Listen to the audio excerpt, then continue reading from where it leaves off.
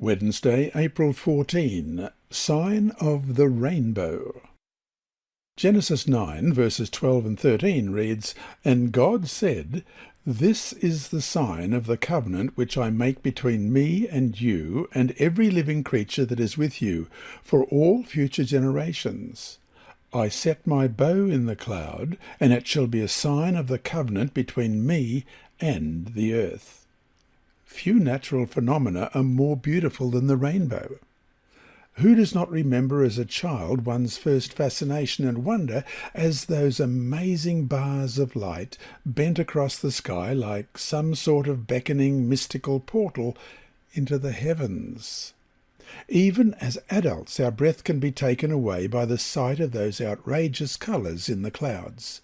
No wonder that even today the rainbow is used as a symbol for so many things, from political organisations to cults to rock bands to travel agencies. Look up the word rainbow in the internet and see. Obviously, those beautiful bands of colour still touch chords in our hearts and minds. Of course, that was God's whole point. Question: what did the Lord say the rainbow would symbolize? Genesis 9, verses 12 to 17. "And God said, This is the sign of the covenant which I will make between me and you and every living creature that is with you for perpetual generations. I set my rainbow in the cloud, and it shall be for the sign of the covenant between me and the earth. It shall be when I bring a cloud over the earth that the rainbow shall be seen in the cloud. And I will remember my covenant which is between me and you and every living creature of all flesh. The waters shall never again become a flood to destroy all flesh. The rainbow shall be in the cloud, and I will look on it to remember the everlasting covenant between God and every living creature of all flesh that is on the earth. And God said to Noah, This is the sign of the covenant which I have established between me and all flesh that is on the earth." The Lord said he would use the rainbow as a sign of my covenant in verse 15. How interesting that he would use the word covenant here, for in this case the covenant differs from how it is used elsewhere. In contrast to the covenant with Abraham or the Sinai covenant, there is no specific obligation expressed on the part of those who would benefit from the covenant, even Noah.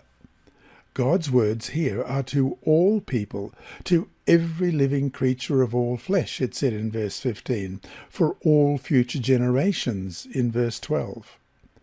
God's words are universal, all-encompassing, regardless of whether anyone chooses to obey the Lord or not.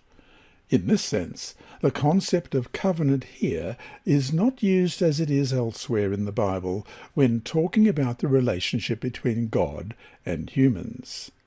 Question: in what sense does this covenant also reveal God's grace? Who initiated this covenant? Who is the ultimate benefactor? To finish today, though the covenant, as expressed here, does not come with specific obligations on our part, God's part, of course, is never to destroy the world with a flood.